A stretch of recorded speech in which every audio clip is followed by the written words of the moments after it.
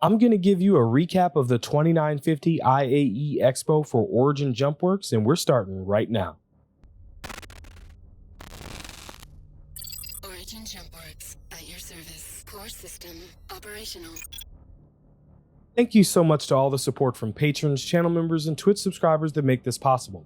Welcome to A Star Citizen's Guide to the Galaxy. Today, I'll be giving you guys my thoughts on all of the Origin ships on display at the 2950 IAE Expo. This was recorded from my live stream earlier today with some fast forwarding to shorten its length. It is completely unscripted, so take any hard facts with a grain of salt. If you'd like to get my thoughts on any other manufacturers, check out this playlist in the info card above. I've done enough talking, let's get to it. Alright boys, I'm going to be your guide today for the Origin Expo. Looks like we got the two halls open on the right side. Let's go ahead and get started with the ship in the middle. This first ship is the Origin 135C, the cargo variant of the 100 series. Pretty cool ship. I really do like the 100 series. I'm just not a fan of the price. It's a little bit much for me, but it makes a good starter ship because you have nope, don't want to rent. I want to get in it. It has an open area inside. Let's see if they fix the bed not folding in or out. You can step in, don't need to have a climbing ladder animation. That's pretty good. Looks like they haven't fixed it.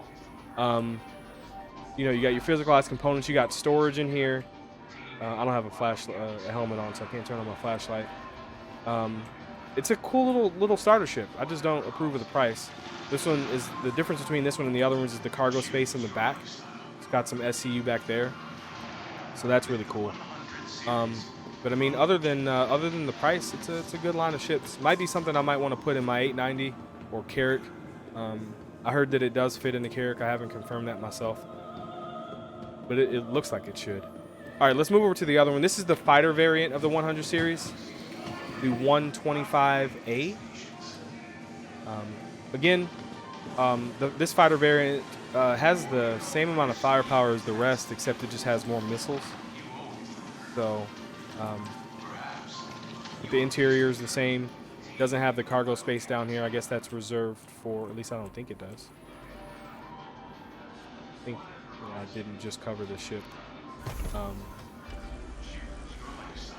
Whoop. Oh, no, it does. It does, but it doesn't have it back here. What? Oh, that's the rent thing. Yeah, it doesn't have any cargo in the back. But again, like a decent fighter, but I mean, you can get like a real fighter for not much more or the same amount. So this big daddy under here that we've been rolling around under is the 890 Jump. I'm sure you guys have all heard of this ship. Really cool ship. If you want to see a tour of it, I did a tour when it first came out. It's probably like a 30-minute long video to actually show you every inch of this ship, but it's really cool. You guys should all rent it and try it out while you can. Look, you can just rent it from all the way over here. Like, look at this. What? That's crazy. The ship is huge. I guess the 100i must be down below, so let's go into these halls over here. We're going to Zenith Hall 3. Yeah, I agree. All right, come around here. So now we've entered in this hall. The ship on display to the right is the 300i. Very popular starter ship, if you want to call it that. Intermediate starter ship, what I like to call it. Got a decent amount of firepower, size 3s all the way around fixed. It's got a lot of cabin space. You've got cargo storage underneath as well that opens up from the back here. If it'll let me. No. It's I get it confused between this and the other variants. The buttons are kind of like all over the place. You have 8 SCU of cargo, I believe here. Only thing is you can't put like a vehicle in here.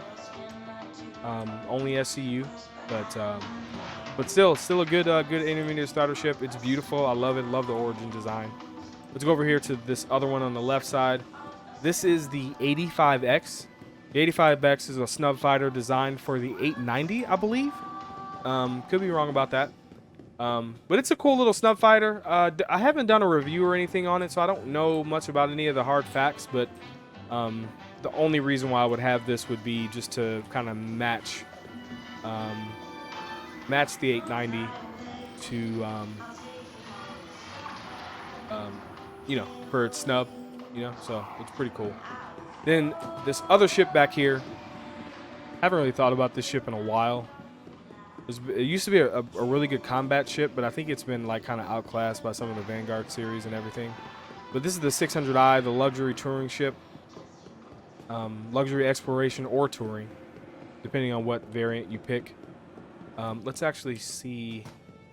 Let's see what this variant is real quick. Just hop in there.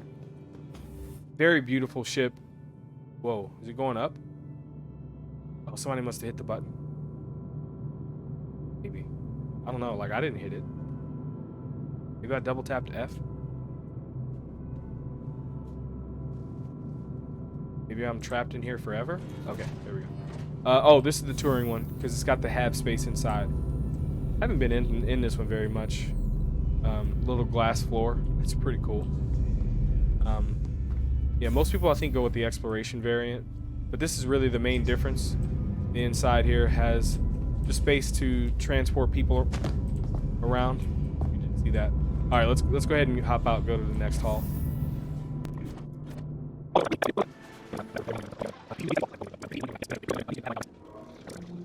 All right, looks like we have the rest of the 300 series variants in here.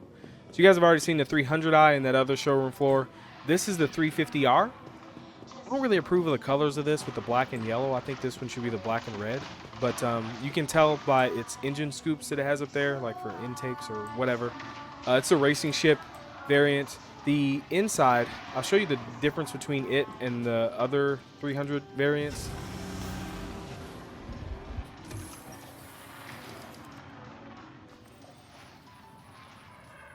The inside just has a bed here to your right.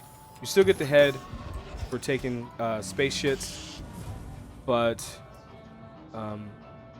it just has a bed. You don't have like a coffee machine and that extra space that the other series has. You also get this chair, the racing seat, and the racing yoke included, so you don't have to spend the upgrade to that from the pledge store, right? That's cool. I don't really recommend this racing ship. It's probably the worst one out of all of them. It's just not light and nimble.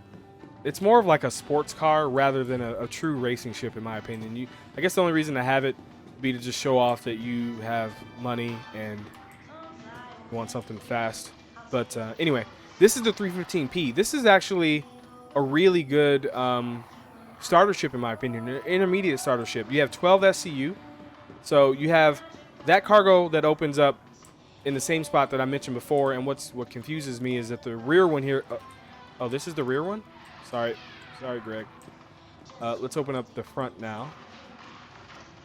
Here's the front. So 8 SCU there. This gives you an extra 4 for a total of 12. The stealth capabilities of this isn't bad. So in my loadout guide or my buyer's guide in the loadout part, I recommended to go stealth. And it was pretty fun stealth guide. I think this ship is pretty cool for trading Vice whenever it's available. The inside is the same as the rest of the 300 series variants, other than the 350R. You got the bed on that side and like the kitchen area on the other side. And you can purchase other shit to put there, like a coffee machine, which I heard, by the way, you can actually use it to quench your thirst with that coffee machine. So it's definitely, in my opinion, a must-buy to buy that upgrade from the pledge store. And you can see this is the standard seat with the standard steering wheel too. All right, let's go over to the next one.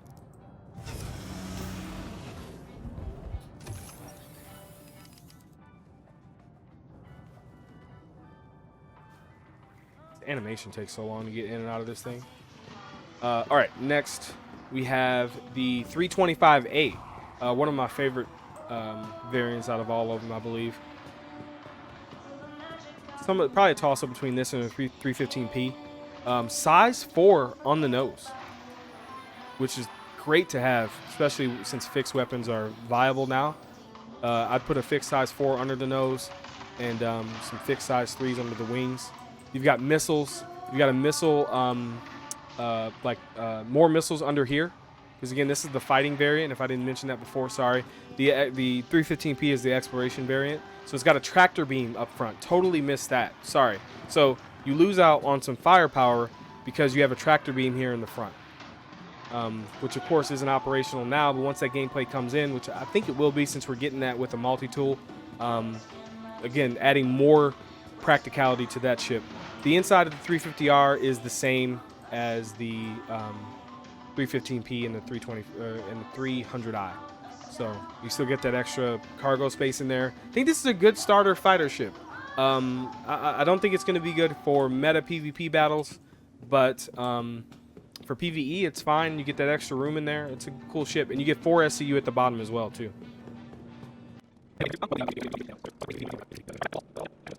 If you guys didn't notice, actually, it's kind of funny.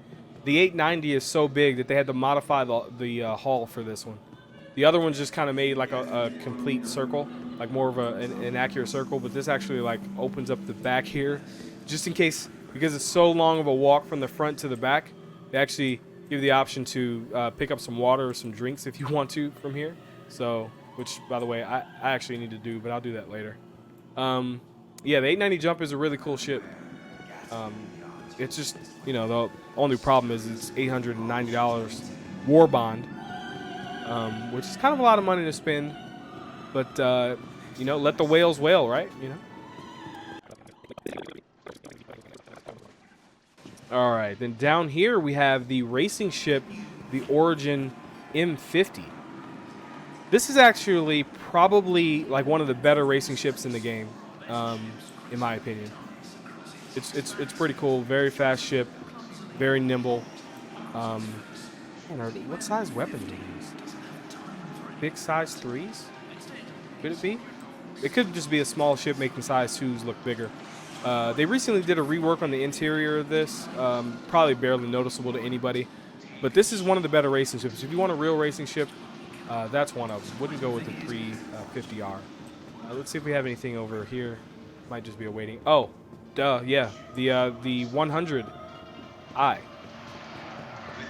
let's take a look at the 100i. Again, it's really the same as the rest. There really isn't that much of a difference between the different variants. You got the space under there for cargo, and does the back doesn't have space? That's right, no, it doesn't. So all of your space that you have for cargo is just in here. You got like a couple SCU. Again, I think it's a good starter ship, but I think it needs to be like 40 to 50 bucks, maybe 45, somewhere around there. I just don't really approve of anybody buying it when you can, you know, get a better. This looks like a whale right here. Oh yeah, oh yeah, yep, that's a whale. This dude, look at the monocle, dude. That's a dope jacket though, man. You come back here. That's a dope jacket. I gotta pick that up. I bet that dude owes an 890. I guarantee you. All right, let's head over here into the display hall. Let's see what we have. Hold on, Deeks, hold on. Oh, looks like we have the G12. The G12, yep. This is the exploration variant. I'm actually gonna pick one of these up today. I'm gonna upgrade my one of the bikes that came in my scoundrel pack to this, because I just hate the bikes right now. They're in like such a terrible place. I believe that when this comes out, it'll actually be pretty good. I think I get a Tumbril Cyclone or something as a loaner for this, so that'll be pretty dope. Yeah, these look like really cool ships. Can't wait to actually see them. This one's, I think, it's gonna have like some cargo space in the back that comes out from the rear, maybe. Pretty cool ships. Inexpensive. But again, like with a lot of these land vehicles, what I would do is like shy away from them once they become available in the verse, because you can upgrade, or you can buy land vehicles in game for such a much better price to dollar ratio between alpha UEC and real money. So you could probably spend $100,000 on this in game when it comes out, and that'll be much more viable. But I just want to have it so I'll be able to show you guys, and that's really the main thing. And then here is the AA variant of that series. It's the combat-focused one, designed for offensive ground-based operations. Is ideal to partner with long-range perimeter patrols, intercepting assailants, and exploring dangerous new locales. Pretty cool. Again, really excited for these ships. I think these are made to go into the 100i as its rover. But I like Origin's design so much that this is probably going to be like my main rover. Hopefully it can like outclass the Ursa in every way. That'd be pretty dope. They don't have the racing variant in here, I guess, but there is a racing variant. You have combat racing, and I think the racing variant is going to have an EMP. Like, that's going to be pretty dope. So can't wait to see that. All right, so we're over now to the Origin pledge store page. Just come out today. I've already watched the video. Kind of funny. Origin Jump Works. You have the deal of the day, the discounted Warbond upgrade with 100 years of insurance for the 600i Touring, which is the one that we just walked into on the showroom floor. Then we have the 85X, so $50 for the 890 snub. $50 for the 100i. Again, $40 would be all I would pay for that. The 125A, $55 would be what I'd spend on that. Maybe no more than that. And then the 135C, they could get fucked somewhere in between those two, in my opinion. I think they got it backwards and all the way wrong. But again, that's just my opinion. You can get a much better deal with a 300i, 315. Look at that. Look at that. That's priced right. You know, $5 difference between the variants. Whereas with this, you've got a $10 difference. And then, yeah, so like it just doesn't compute for me. I don't really understand it, but I think it's kind of too late now. I've never really seen them much change the prices down on a ship. So anyway, yeah, 300i, good starter ship. 315p, better starter ship. I would definitely spend the extra $15 to get that. You're going to have less firepower, but I think it's more practical for the verse. And when that tractor beam comes in, that's pretty good. If you can only have one fighter ship, I think the 325A is a great solo fighter ship if that's really your only ship that can hold cargo or space. So approve of really all three of these depending on your situation. The $125 for the 350R. Are you kidding me? Yeah, I would not buy that. Don't buy that. Don't do it. The 600i, you know, it's whatever. When you get up to these ships, I think the larger ships are priced. Like, the price makes sense, right? It makes sense why a 600i would be half the price of an 890. Not that I approve of anybody spending all that type of money in game, but hey, if you got it and it's not taking food off your table for your family, do what you do. Anyway, so yeah, you got the touring version, which is the one, again, we stepped in on the showroom floor, and then the Explorer version, which you guys have seen in my review of it that I did a couple years back. Really cool ship. I like it. I really love the design. Looks like a bedpan. A beautiful bedpan. Then we got the 890 Jump Warbond Edition, $890 or $950 without Warbond. Again, really cool ship. With you know how I feel on spending a lot. 100 years insurance. Where'd you see that at? Anyway, let me not look at chat. They're distracting me. M50, $100. Okay, you know, if you like racing games, you know that when Star Citizen comes out with a real racing scene and you're going to be doing it, I approve. Other than that, I will hold off, you know. The G12, I don't know if I mentioned the price of these earlier, but these are kind of expensive. Again, especially if it's going to be available in game at some point, probably maybe 6 months after it actually comes out. But they're pretty cool. This is the racing variant that has that EMP. Curious? I don't know which one to pick. I don't think I'm going to need cargo. Anyway, then we have the X1 base and the X1 force and velocity. I don't know much about these ships, but these are actually Origin bikes, and they look really cool. I'm excited for this. Again, I hate bikes in their current state, but hopefully when these come out, they'll actually be in a good spot. A good spot. I said, that's what I said. I said 100 years insurance. That's funny. My bad. You guys know what I meant. Chairman's Club offers. We got the Origin Complete Pack with probably every Origin ship. 100 series, 600 series, G12s, the X1s, the 890, 350R. Yes, you got the 300 series, M50, 85X. Yeah, every Origin ship in one pack. I like Origin as a manufacturer. They're one of my favorite for sure. I just don't know if any of these ships are best in their class other than the 890. I just think there are ships that do it better in every case. Just for what we can do in the verse right now. I'm not talking about in the future. I'm just talking about right now. I think I'd rather have an MSR at half the price of a 600i, but that's my opinion. Don't throw shit at me, please. Next, we got some paint skins for the M50s. $5. So they did say that when they come out with these skins, they're going to be priced like with the ratio that kind of maybe makes sense. Again, I'm not sure if the price makes sense. That's up to you to decide as a consumer. But this is cheap. You get both of these. I'm going to pick these up because I do own an M50. And then you got the Origin t-shirt that you can buy too. If you buy anything here on the store, you'll start out with it. You don't have a chance of losing it like some people did with their IAE, not IAE, the Fleet Week jacket. If you were able to buy it out here, you'd have it forever because it'll be in your hangar. Let's see if there's any merch. No Origin merch. It's a cool hat. And no Origin merch. Is that accurate? No, they have mouse pads.